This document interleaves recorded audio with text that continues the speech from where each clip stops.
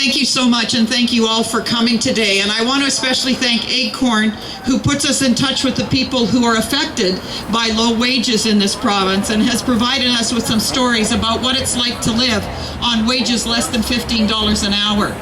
It's Valentine's Day weekend. We're turning it into a weekend, and we're here because we care, right? We care about the people who live in poverty.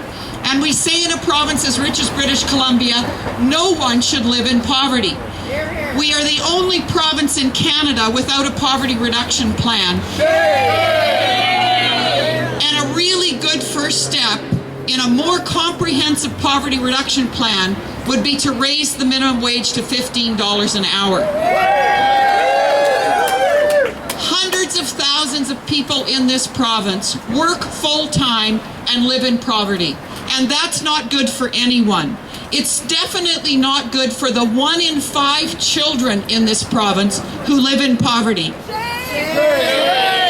that has a long-term effect on our province. It's very, very costly in terms of the healthcare system, the education system, the social services system. We pay for that poverty. Our focus this week, this month, is on women. 63% of minimum wage earners are women. And between the ages of 25 and 54, 70% of minimum wage earners are women. Women bear the cost of low wages more than any other sector in our economy. And we know that 81% of single parents are single moms. So that means there are a lot of single mothers in this province living on poverty wages and struggling to raise their children, struggling to buy nutritious food, struggling to provide their children with educational experiences that they probably can't afford.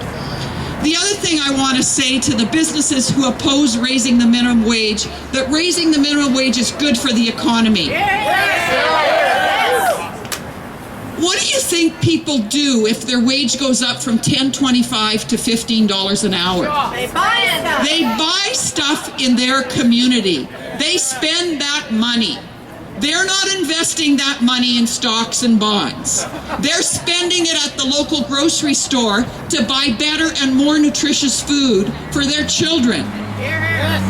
When we raised the minimum wage in 2011 from $8 to $10.25 an hour, employment went up in this province. It was good for the economy. And there has not been a raise in the minimum wage for 30 months. It's time to raise the minimum wage. It's time to raise the minimum wage to $15 an hour. If Seattle can do it, if San Francisco can do it, we can do it in British Columbia. People shouldn't be living in poverty and working full-time. Let's raise the minimum wage to $15 an hour. Thank you for joining our campaign.